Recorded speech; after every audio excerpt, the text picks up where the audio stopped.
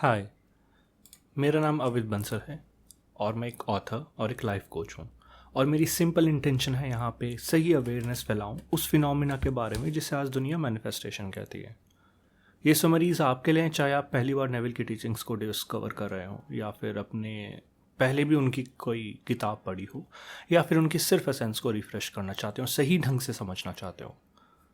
तो मेरा आपसे एक वादा है कि जो भी मैं इन समरीज में शेयर करूँगा वो नेविल की ओरिजिनल इंटेंशन से फेथफुल होंगी कंप्लीटली, विदाउट किसी डिस्टॉर्शन के। Neville Goddard, freedom for all. ये बुक उन फ्यू रेयर टीचिंग्स में से है जो स्पिरिचुअलिटी को इमेजिनेशन के लेवल पर समझाती है, बिना रिलीजन, बिना रिचुअल्स, सिर्फ प्योर अवेयरनेस के पर्सपेक्टिव से। सो नेविल बताते कि सच्ची फ्रीडम जो होती है, फ्रीडम जो असलियत में जो मानी जाती है, वो तब आती है जब इंसान समझ जाता है कि उसकी आउटर रियलिटी उसकी इनर स्टेट का ही रिफ्लेक्शन है। मतलब तुम अंदर बिलीव करते हो वही बाहर मटेरियलाइज होता है। इस बुक में नेविल एक डीप ट्रूथ रिवील करते हैं कि भगवान कहीं बाहर नहीं, बल्कि वही अवेयरनेस है जो तुम्हारे अंदर बोलती है कि आई एम, और तुम्हारा आई एम ही तुम्हारा गॉड है। और जब ये समझ लेते हो तो तुम ये रियलाइज कर लेते हो कि तुम्हें अपनी लाइफ चेंज करने के लिए किसी एक्सटर्नल फोर्स की जरूरत नहीं। नेविल का मानना और कहना यह है कि man's chief delusion is his conviction that there are causes other than his own state of consciousness. मतलब हमारी सबसे बड़ी मिसअंडरस्टैंडिंग यह है कि हम सोचते हैं कि हमारी प्रॉब्लम्स किसी बाहर की वजह से हैं। तो अगर तुम मैनिफेस्टेशंस या कॉन्शियसनेस और इनर ट्रांसफॉर्मेशन को डीपली समझना चाहते हो तो फ्रीडम फॉर ऑल एक मास्टर की है। Chapter 1, the oneness of God, एकता का सिद्धांत। ये चैप्टर नेविल गॉडर्ड की सबसे गहरी अंडरस्टैंडिंग को रिवील करता है कि गॉड और इंसान अलग नहीं है। तुम और तुम्हारा क्रिएटर एक ही रियलिटी के दो एक्सप्रेशन हो। तो नेविल ने एक वर्स को दिखाया था बाइबल में से, hear O Israel, the Lord our God is one Lord. मतलब सुनो ओ इंसान, तेरा और तेरा भगवान एक ही है, इसमें कोई सेपरेशन नहीं है। हम सोचते हैं कि गॉड कहीं बाहर है, किसी हेवन में बैठा है, कहीं डिसीजन ले रहा है, लेकिन नेविल समझाते हैं कि गॉड कोई बाहर की पावर नहीं है। गॉड वही कॉन्शियसनेस है जो तुम्हारे अंदर बोलती है कि आई एम। जब तुम कहते हो आई एम तो वही गॉड बोल रहा है। तुम्हारा आई एमनेस, तुम्हारा अवेयरनेस ऑफ बीइंग, वही ओरिजिनल गॉड कॉन्शियसनेस है।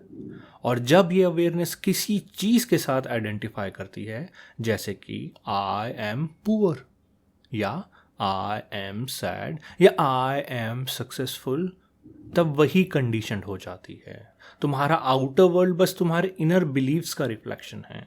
तो नेविल कहते हैं, man, the world, and all within it are conditioned state of the unconditioned one, that is God. मतलब दुनिया के सारी फॉर्म्स बस उस एक इन्फिनिट अवेयरनेस के एक्सप्रेशंस हैं जो गॉड है। अगर तुम्हें अपनी रियलिटी बदलनी है तो बाहर कुछ बदलने की ज़रूरत नहीं, बस अपने अंदर अपनी स्टेट बदलो। अपना आई एम को देखो किस चीज़ के साथ आइडेंटिफाई कर रहा है, वो बदलो। जैसे नेविल बताते हैं, be still and know that I am God. मतलब अपने माइंड को क्वाइट करो और रियलाइज करो वही कॉन्शियसनेस, वही अवेयरनेस जो तुम्हें महसूस होती है, वही गॉड है। जब तुम कहते हो I am healthy, I am love या आई एम सक्सेसफुल, तो तुम अपनी कॉन्शियसनेस को रीडिफाइन कर रहे हो और वही कॉन्शियसनेस आउटर वर्ल्ड में रिफ्लेक्ट हो जाती है। नेविल एक वार्निंग भी देते हैं। तो बाइबल में कहा गया कि thou shalt not take the name of the Lord thy God in vain। मतलब जब तुम आई एम के साथ कुछ भी बोलो तो ध्यान से बोलो, क्योंकि तुम अपने क्रिएटर का नाम ले रहे हो। अगर तुम आई एम वीक कहते हो तो तुम गॉड को वीक डिफाइन कर रहे हो, और अगर तुम आई एम पावरफुल कहते हो तो तुम गॉड के रियल नेचर को एक्सप्रेस कर रहे हो। सो मैसेज काफ़ी सिंपल और डिवाइन है। तुम्हारा आई एम ही तुम्हारा भगवान है, तुम्हारी अवेयरनेस ही क्रिएटर है, और तुम उस क्रिएटर के बिना एक सेकंड के लिए भी कभी भी सेपरेट नहीं थे। Chapter 2, the name of God.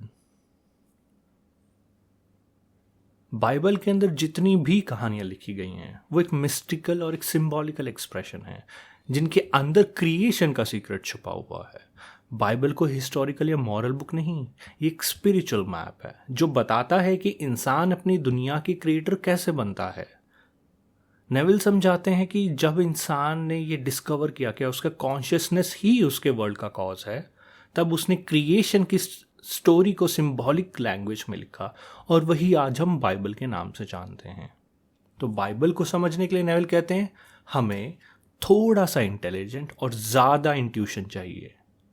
थोड़ा सा इंटेलिजेंस और ज़्यादा इंट्यूशन, क्योंकि जो बातें वहाँ लिखी गई है उन्हें लिटरल सेंस में नहीं लेना चाहिए, उनका मीनिंग स्पिरिचुअल और साइकोलॉजिकल है। जैसा एक ईस्टर्न थिंकर जब कहता है, एक लिखा गया है बुक ऑफ मार्क में, एक छोटी सी line, if your hand offends you cut it off. तो इसका मतलब फिजिकल हाथ नहीं होता, बल्कि कोई भी ऐसी एक्सप्रेशन या बिलीफ जो तुम्हारी लाइफ में दुख ला रही हो तो उसे हटा दो, कट इट ऑफ। सिमिलरली जब एक वेस्टर्नर कहता है the bank is on the rocks, तो इसका मतलब बैंकरप्सी है, पर ईस्टर्न माइंड के लिए रॉक इज फेथ और स्टेबिलिटी, वो उसका सिंबल है। यही रीजन है कि बाइबल को लिटरल नहीं सिंबॉलिकल समझना जरूरी है। अब नेविल एक बहुत इंपॉर्टेंट पॉइंट की तरफ हमारे इशारा करते हैं। वो बताते हैं गॉड का असली नाम क्या है, जो है यहोवा, जो बाइबल में है। ये गॉड का असली नाम यहोवा है। ये नाम 4 हिब्रू लेटर से बना है, जॉड, हे, वाव, हे।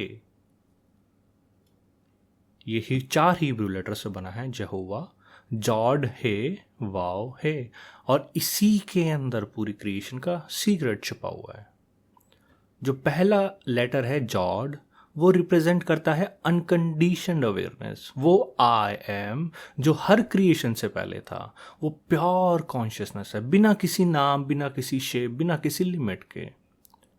जो सेकंड लेटर है हे, वो रिप्रेजेंट करता है इमेजिनेशन, यानी कि एक आइडिया या एक डिजायर, वो मोमेंट जब तुम किसी चीज को क्लियरली इमेजिन करते हो, एक डिफाइंड मेंटल पिक्चर। और जो थर्ड लेटर है वो है वाव। वाव रिप्रेजेंट करता है उन दोनों के यूनियन का। किन दोनों के यूनियन का? जॉड लेटर और हे लेटर का। मतलब जब आई एम और आई वॉन्ट एक हो जाते हैं। ये तब होता है जब तुम अपने आप को फील करते हो जैसे कि तुम ऑलरेडी हो, या फिर जो तुम इमेजिन करते हो वो आज मैं हूं। और फिर आता है फाइनल हे, फोर्थ या चौथा लेटर हे। वो रिप्रेजेंट करता है उस इमेजिनेशन का एक्सटर्नल मैनिफेस्टेशन की तरफ, यानी उसका वर्ल्ड में विजिबल होना। तो पूरा फॉर्मूला ये हुआ Jod He Vav He. Jod is your I am, He is your desire, Vav is union through feeling, and He is the manifestation. और यही गॉड का पूरा नाम है, यहोवा। इसी प्रोसेस को नेविल कहते हैं the name of God. Jawed है, वाव है, दैट इज यहोवा। तो नेविल कहते हैं world is nothing but the image and the likeness of your inner state. जो तुम अपने अंदर फील कर रहे हो वही बाहर मटेरियलाइज हो रहा है। आउटर वर्ल्ड कुछ नहीं कर सकता, वो सिर्फ तुम्हारे इनर स्टेट का एक रिफ्लेक्शन है।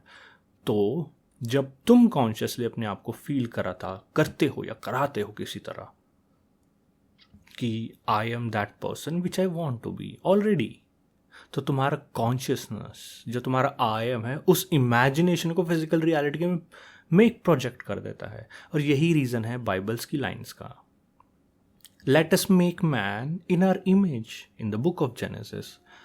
इसका मतलब है let the consciousness express itself outwardly as the image of the state it holds with in.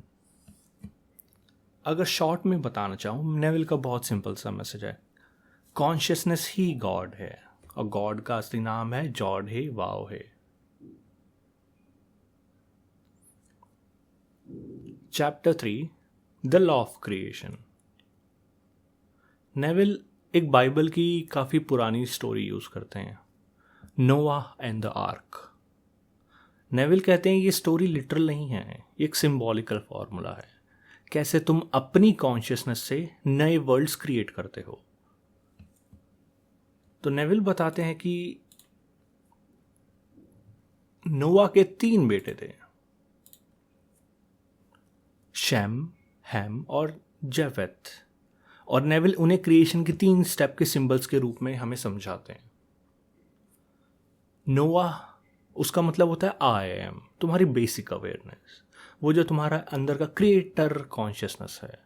और नोआ का पहला बेटा था शैम, मतलब नेम, नाम, वो आइडिया, वो डिज़ायर जिसे तुम क्लियरली डिफाइन करते हो। हैम का मतलब होता है जो दूसरा बेटा था, alive, to make it alive, वो फीलिंग जिसे तुम अपने डिज़ायर्स को रियल फील करते हो, वो वाली फीलिंग, उसका मतलब है हैम। और जो तीसरा बेटा था जेपेथ, उसका मतलब है एक्सटेंशन, वो रिजल्ट, वो फिजिकल रियलिटी जो तुम देखते हो।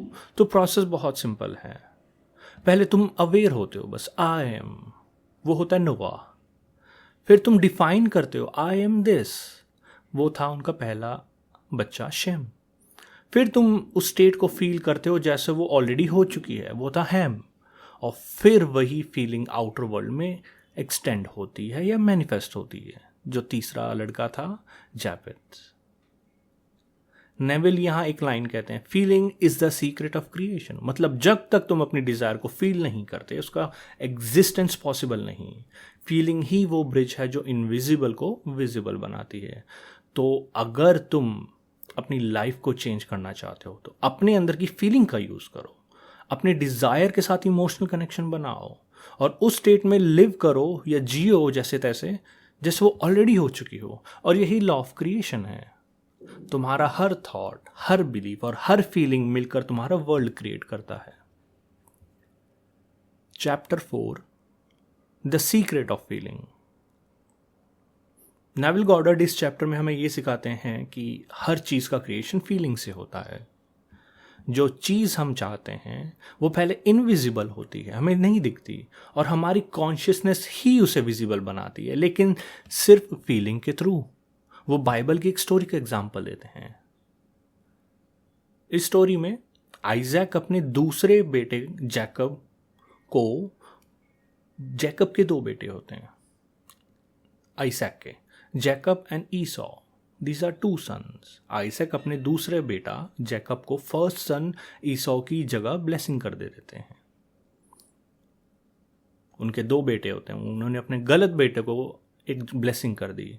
ये स्टोरी लिटरल नहीं है, ये सिंबॉलिकल है। आइजैक जो ब्लाइंड होता है वो एक फादर है, ही वॉज ब्लाइंड। उनके 2 बेटे होते हैं Jacob and Esow. So Isaac जो ब्लाइंड है वो रिप्रेजेंट करता है हमारी कॉन्शियसनेस को, जो हमेशा अवेयर है। और उनका बेटा जो था ईसॉ, जिसके शरीर पे बहुत सारे बाल थे, बहुत सारे। हेरी सन, तुम्हारी प्रेजेंट वर्ल्ड है, जो तुम ऑब्जेक्टिवली फील करते हो, जो तुम्हारी करंट रियलिटी है। और जो दूसरा लड़का था जेकब, उसके शरीर पे एक भी बाल नहीं, he was the smooth son, no hair whatsoever. वो तुम्हारी डिजायर है जो अभी इनविजिबल है, सिर्फ इमेजिन की जा सकती है और फील किया जा सकता है। आइजैक जो था, जो फादर था, उसका ब्लाइंड होना हमें ये सिखाता है कि हमारी डिजायर्स को देखना जरूरी नहीं है, बस फील करना काफ़ी है। जब हम जैकब को फील करते हैं, हमारी कॉन्शियसनेस उसे ईसॉ की जगह ऑब्जेक्टिफाई कर देती है। एक ही जगह दो चीज़ें एक साथ नहीं हो सकती। जो इनविजिबल और प्रॉपरली फेल्ट होता है वो विजिबल बन जाता है और पुरानी रियलिटी को रिप्लेस कर देता है। तो नेविल कहते हैं कि सबसे पहले हमें अपनी प्रेजेंट रियलिटी, जो हमारी ऑब्जेक्टिव वर्ल्ड है, उसे टेम्परेरी इग्नोर करना होगा। अपनी अटेंशन उससे हटाकर हमें अपनी डिजायर्ड रियलिटी को कॉन्शियसनेस में लाना होगा समहाउ। इसके बाद हम टाइम और प्लेस को मेंटली फिक्स करते हैं। जैसे हम डिसाइड करते हैं कि कब और कहाँ हमारे डिजायर रियलाइज होगा। स्पेस और टाइम साइकोलॉजिकल होते हैं, हम उन्हें अपनी इमेजिनेशन में क्रिएट कर सकते हैं। फिर हम अपनी डिज़ायर्स को कॉन्शियसनेस के सामने लाते हैं और उसे इमीडिएट प्रेजेंस में, आज जो है प्रेजेंट टाइम है, उसमें फील करते हैं। हम उस रियलिटी का थ्रिल और जॉय फील करते हैं जैसे वो ऑलरेडी हमारी हो चुकी है। The things are as how I desire to B.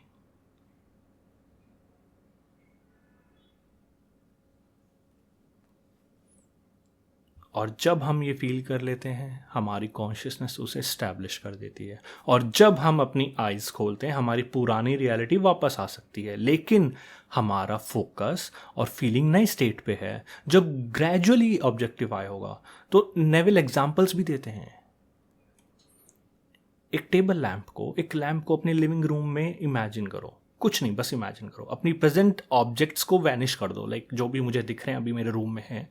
TV है तो मैंने टीवी हटा दिया, उसकी जगह मैंने क्या इमेजिन किया, एक टेबल लैम्प है। और जस्ट फील करो कि वहाँ पे लैम्प है।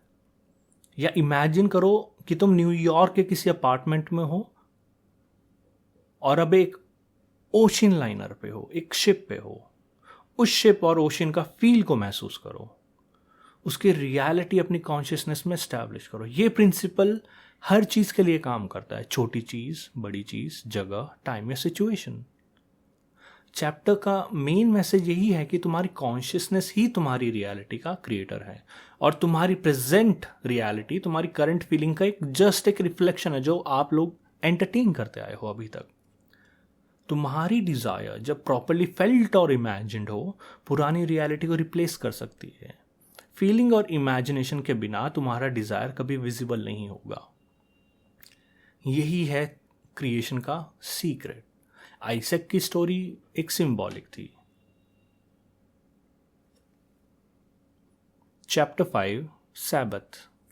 नेविल गॉडर्ड कहते हैं कि सैबत का मतलब सिर्फ एक दिन का रेस्ट नहीं है, बल्कि एक साइकोलॉजिकल रेस्ट का पीरियड है जो तब आता है जब हम अपनी डिजायर्ड स्टेट को कॉन्शियसली फिक्स कर लेते हैं। बाइबल में जो 6 days ऑफ वर्क लिखा है वो लिटरल 24 घंटे का एक दिन नहीं है, बल्कि वो 6 दिन हमारे इनर मेंटल काम को सिंबलाइज करते हैं। यानी हम जो चाहते हैं उसको इमेजिन और फील करना जैसे वो ऑलरेडी हमारे पास है।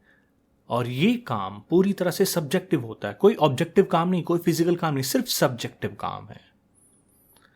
इसमें अपने आप को उस स्टेट में डिफाइन करते हो जिसको आप एक्सपीरियंस करना चाहते हो और फीलिंग के थ्रू अपने आप को उसमें अटैच कर लो। ये वाओ से लिंक्ड है। In the name of God जो 3rd लेटर था, जॉड हे वाओ, वाओ, ये वाओ से लिंक्ड है। डिवाइन नेम यहोवा का 3rd letter which symbolizes the consciousness और उसके क्रिएशन का कनेक्शन जो फीलिंग से होता है। जब आप डीपली अपने माइंड में इस स्टेट को इम्प्रेस करते हो तो वो ज़्यादा रियल लगता है। और जब ये काम कंप्लीट हो जाता है तब आता है सैबत का रेस्ट। ये मेंटल पीस का वो स्टेट है जहां आप स्ट्रगल नहीं करते, डाउट ही नहीं करते, क्योंकि आपने अपनी डिजायर्ड स्टेट को फील करके एक बार फिक्स कर लिया है, जस्ट फिक्स। तो नेविल कहते हैं कि मेंटल रेस्ट सिर्फ तब पॉसिबल है जब काम कंप्लीट हो जाए। काम खत्म होने के बाद ही चैन आता है। अगर आप अभी भी अपनी प्रेजेंट रियलिटी को टाइटली होल्ड करके बैठे हो या कर रहे हो या फुली फील नहीं किया अभी तक आपने अपनी डिजायर्ड रियलिटी को, तो आप सैबत में एंटर ही नहीं कर पाओगे। अब नेविल इस आइडिया को जीसस के क्रूसिफिक्शन और रिजरेक्शन की स्टोरी से भी कनेक्ट करते हैं कि जीसस रिप्रेजेंट करते हैं आपकी डिजायर्ड स्टेट या आपका सेवियर, और बारबस कहो या बैरबस कहो, वो रिप्रेजेंट करता है आपकी करंट सेल्फ कॉन्सेप्ट या लिमिटेशंस को। सिंबॉलिकली आप बराबस या बैराबस को रिलीज करते हो बाय अटेंशन। अपना अटेंशन ही हटा के अपनी करंट प्रॉब्लम से अटेंशन हटा लो और अपने सेवियर को क्रूसिफाई करते रहो अपनी माइंड में, मतलब अपने न्यू स्टेट को फिक्स करते रहो थ्रू फीलिंग। यह क्रूसिफिक्शन होता है छठे दिन पे, 6th डे में, जब आप फुली फील कर लेते हो कि आपकी डिजायर्ड स्टेट अकम्प्लिश्ड है। फिर आता है सबत, यानी मेंटल इंक्यूबेशन पीरियड। यहां आप रेस्ट में हो, कॉन्फिडेंट हो फुल, और आपकी new state gradually objective world में मैनिफेस्ट होने के लिए रेडी होती है। सिंपल शब्दों में, पहले काम करो मेंटली और इमोशनली फील करके कि आप ऑलरेडी वो हो जो आप बनना चाहते हो। फिर रेस्ट करो और कॉन्फिडेंट रहो कि ये मैनिफेस्टेशन हो जाएगी। यही ही exactly this is the only Sabbath, आपके कॉन्शियसनेस के गॉड का resting in the knowledge that it is finished. आप उस कॉन्फिडेंस में जीते हो। Chapter 6 healing. नेवल गॉडर्ड कहते हैं कि बाइबल में लेविटिकस का जो लेप्रेसी का क्योर का फॉर्मूला है वो सिर्फ फिजिकल डिसीज के लिए नहीं है, बल्कि किसी भी प्रॉब्लम, चाहे वो मेंटल हो, फाइनेंशियल हो, सोशल हो या मॉरल हो, किसी के लिए भी अप्लाई हो सकता है। स्टोरी में 2 बर्ड्स का जिक्र है। सिंबॉलिकली ये 2 बर्ड्स आपकी 2 स्टेट को रिप्रेजेंट करते हैं। फर्स्ट बर्ड वो आपका प्रेजेंट स्टेट है, यानी कि जो आपकी प्रॉब्लम्स हैं लाइफ की, जो भी अभी आपकी रियलिटी है, जो सेंसेस आपको एक्सपीरियंस करवा रहे हैं। और सेकंड बर्ड आपकी डिजायर्ड स्टेट या सॉल्यूशन है, जो आप बनना चाहते हो या जो आपके प्रॉब्लम्स का सॉल्यूशन है। आप खुद ही प्रीस्ट हो, पंडित हो, और ये ड्रामा आपके माइंड में ही इनैक्ट हो रहा है। तो स्टेप्स क्या हैं? पहला स्टेप है किल द फर्स्ट बर्ड। उसका मतलब कि जो आपके प्रेजेंट स्टेट की प्रॉब्लम है, किल देम। जो भी प्रॉब्लम है उससे अटेंशन हटा दो, सिंपल एज दैट। जैसे बर्ड का ब्लड निकालना मतलब प्रॉब्लम को किल करना। According to the story in the cure of leprosy, पहले बर्ड को मार दिया, उसका खून निकाल दिया जाता है। इसका सिंबॉलिकल मीनिंग है पहले प्रॉब्लम से अपनी टेंशन हटाओ। Kill that problem by removing your attention from it. Blood symbol है कॉन्शियसनेस का, जो भी आप नोटिस कर रहे हो उससे रियलिटी बनाता है। अटेंशन हटा के आप अपने प्रॉब्लम की पावर खत्म कर देते हो। Step second, dip the second bird into the blood. अब आप अटेंशन जो सेकंड बर्ड है उस पर प्लेस करते हो, यानी जो आप चाहते हो उसको फील करते हो। ये सेम है जैसे आइसक ने जेकब को ब्लेस किया था। अंधे होके भी वो फिजिकली नहीं देखता, सिर्फ फील कर सकता था, तो उसने जेकब को ब्लेस किया। स्टेप 3, स्प्रिंकल 7 टाइम्स, छिड़को 7 बार, मतलब अपनी डिजायर्ड स्टेट को फुली फील करना फर्स्ट ऑफ ऑल। तब तक जब तक आपके माइंड में ये बिलीव ना फिक्स हो जाए कि यही मेरी रियलिटी है। और ये जो 7th स्प्रिंकल होगा, जो 7वीं बार छिड़कोगे, उसे कहते हैं सैबथ, यानी मेंटल रेस्ट। जब आप अपनी न्यू स्टेट में फुली फिक्स हो जाते हो और अंडर द कॉन्फिडेंस कि my manifestation is going to come. Release the relieving bird, that is the 4th step. जब आप फुली बिलीव हो जाते हो तब आप अपनी डिजायर्ड स्टेट को फील कर देते हो कि हाँ, जो मैं बनना चाहता हूं वो आज मैं हूं। जैसे बर्ड उड़ जाता है वैसे ही आपकी न्यू रियलिटी ग्रेजुअली मैनिफेस्ट हो जाएगी। तो सिंपल वर्ड्स में, आप प्रेजेंट प्रॉब्लम से अपनी अटेंशन हटाओ, अपनी डिजायर्ड स्टेट को इमेजिन और फील करो, उसे फुली फिक्स करो अंटिल जब तक आपके माइंड में ये बिलीव ना हो जाए कि ये सच है। फिर रिलीज कर दो और ट्रस्ट करो मैनिफेस्टेशन होगा। इस प्रोसेस में आप ही प्रीस्ट हो, आप ही लेपर हो जिसको लेप्रेसी है, और आप ही बर्ड्स हो। बस ये सिंबॉलिक है आपके माइंड और कॉन्शियसनेस के इनर ड्रामा का। Chapter 7, desire, the word of God, ये चैप्टर बहुत इंपॉर्टेंट है, क्योंकि कहीं ना कहीं बहुत सारे स्क्रिप्चर्स में हमें ये समझाया गया desires is the root of all problems in life, all miseries of life. But Neville का कुछ और ही मानना था। तो चैप्टर 7 का मेन मैसेज ये है कि गॉड आपसे आपके डिज़ायर्स के थ्रू बात करते हैं। इसका ये हिंदी में काफ़ी सरल आया है, बट मैं जैसे जैसे आपको चैप्टर में आगे बढ़ूंगा आपको समझ आएगा। आपके जो बेसिक डिज़ायर्स हैं, जो आपके रियल ऑब्जेक्टिव हैं, वो एक्चुअली गॉड के वर्ड्स या प्रोफेसीज होते हैं। ये डिज़ायर्स अपने अंदर ही आपके मैनिफेस्टेशन का प्लान और पावर रखती है। यहाँ एक बहुत इंपॉर्टेंट डिस्टिंक्शन है बेसिक डिज़ायर और सेकेंडरी डिज़ायर में। जो बेसिक डिज़ायर है वही होता है जो आप सच में चाहते हो, वो आपका बेसिक डिज़ायर, वो सच में ही चाहते हो आप, आपका अल्टीमेट गोल। और जो सेकेंडरी डिज़ायर है ये सिर्फ बताता है कि आप कैसे उस गोल को अचीव करोगे, वो होता है सेकेंडरी डिज़ायर। एग्जाम्पल, अगर आपको आज दिल्ली से मुंबई जाना हो तो आपका जो बेसिक डिज़ायर है वो है आपका मुंबई जाना, जो मेरा अल्टीमेट गोल है कि मुझे सीधा मुंबई जाना है। और जो मेरा सेकेंडरी डिज़ायर होगा वो होगा पहले ट्रेन तो पकड़ूं, पहले प्लेन में तो बैठूं या बस में तो बैठूं, वो होता है सेकेंडरी डिज़ायर। तो नेविल बताते हैं गॉड आपको सिर्फ बेसिक डिज़ायर के थ्रू गाइड करता है। फुलफिलमेंट मतलब वर्ड मेड फ्लैश, वो रिजल्ट है जो नेचुरली आता है। मिडल का प्लान क्या होगा, कैसे होगा, वो सिर्फ गॉड जानता है, आप नहीं। प्रॉब्लम ये होती है कि हम अपने डिज़ायर्स को अननेसेसरीली कंडीशन करने लग जाते हैं। जैसे अगर आप फ्रीडम चाहते हो और सोचते हो अगर ये होगा तभी मैं फ्री हो पाऊंगा, या अगर आप कॉम्प्रोमाइज़ कर लेते हो, चलो कम से कम इसी में सेटिस्फाई हो जाता हूँ, वो नहीं तो ये सही, तो आप अपने डिज़ायर्स को वीकन कर रहे हो। आप गॉड के वर्ड में ऐड या सब्ट्रैक्ट कर रहे हो, बढ़ा और कम रहे हो, और इसीलिए मैनिफेस्टेशन डिले हो जाता है या फेल हो जाता है। एक और इम्पॉर्टेंट बात यह है कि डिज़ायर्स न्यूट्रल हैं, ये ना गुड है ना बैड है, बस आपके सेल्फ कंसेप्शन का एक नेचुरल रिफ्लेक्शन है। और जो आपके कॉन्शियसनेस में है वो रियलिटी क्रिएट करता है। अगर आप अपने डिज़ायर्स को फुली फील करते हो और उसी स्टेट में अपनी कॉन्शियसनेस को सेट करते हो तो वो नेचुरली आपकी लाइफ में मैनिफेस्ट हो जाती है।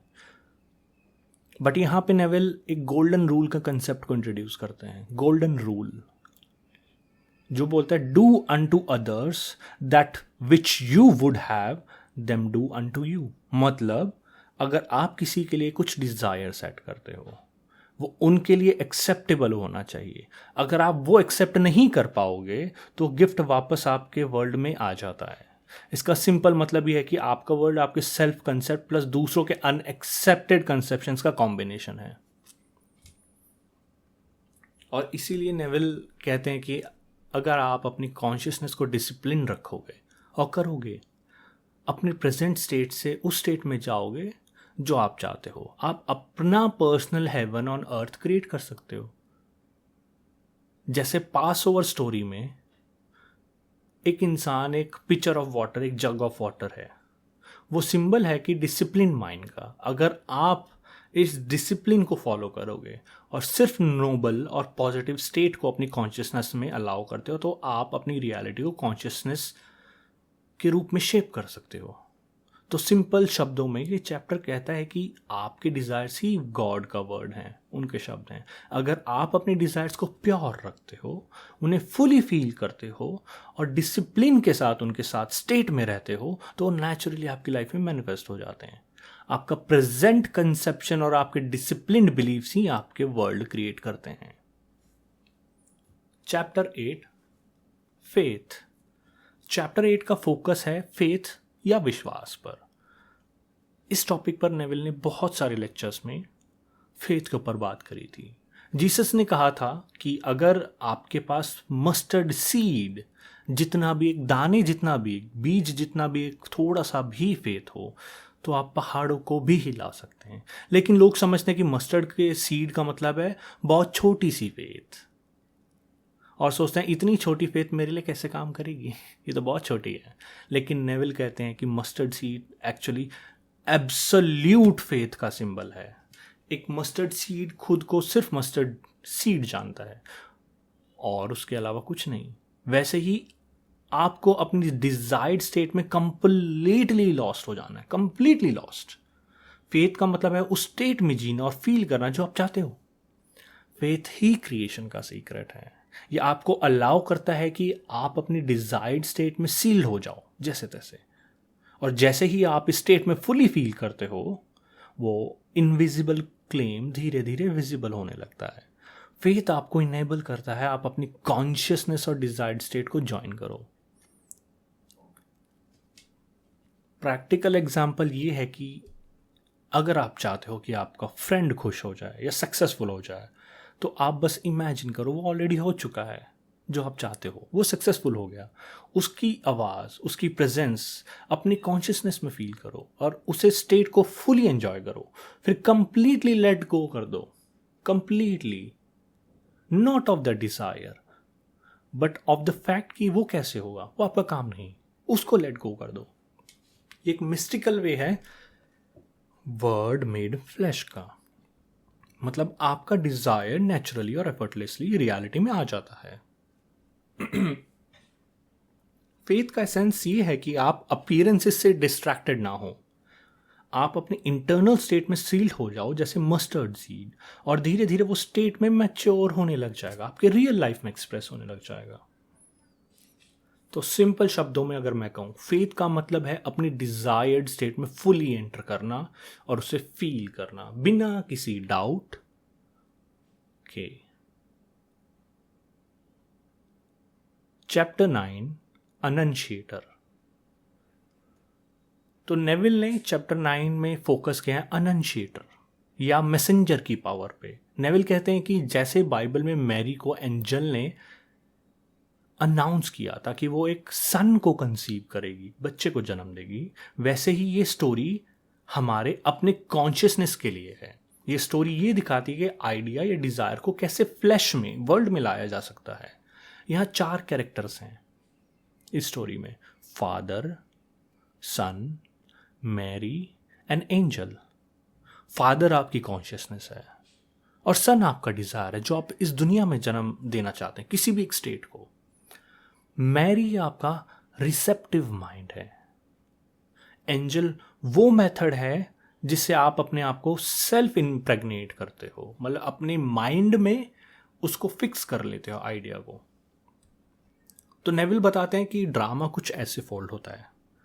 फादर यानी आपकी जो कॉन्शियसनेस है एक सन या आइडिया जनरेट करती है बिना किसी एक्सटर्नल हेल्प के, मतलब आप अपना ऑब्जेक्टिव या डिजायर खुद ही डिफाइन करते हो कि मुझे ये चाहिए लाइफ में, बिना किसी कहे, बस मुझे चाहिए। फिर आप सेलेक्ट करते हो एक एंजल यानी कोई फ्रेंड या मीडियम आपके लिए इस डिजायर का मैसेज डिलीवर करे, एक एंजल सेलेक्ट करते हो। मैरी यानी आपका रिसेप्टिव माइंड जो सुनने के लिए हमेशा रेडी होती है बिकॉज वो रिसेप्टिव है। आप इमेजिन करते हो कि आप अपने फ्रेंड की वॉइस में सुन रहे हो जो आपको कंफर्म कर रहा है कि आप वो ऑलरेडी हो जो आप बनना चाहते हो। ये फीलिंग, ये जो इसमें इमोशनल थ्रिल होगा, जो सेल्फ इम्प्रेग्नेशन का मोमेंट है, मतलब आपने अपनी डिजायर्ड स्टेट को फुली फील कर लिया है और ये स्टेट अब आपकी कॉन्शियसनेस में फिक्स हो गया है। जैसे मैरी ने सीक्रेटली अपने अंदर सन को कंसीव किया था, वैसे ही आप भी अपनी कॉन्शियसनेस में डिजायर को कंसीव करते हो बिना किसी को बताए।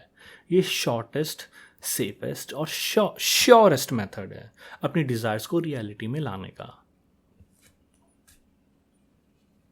तो अगर मैं छोटे से शब्दों में कहूं, define your desires clearly, assume a receptive attitude और इमेजिन करो कि आपने ऑलरेडी अचीव कर लिया है। यही अनुंशिएटर का एक सीक्रेट है, एक मैसेंजर का उसका सीक्रेट है।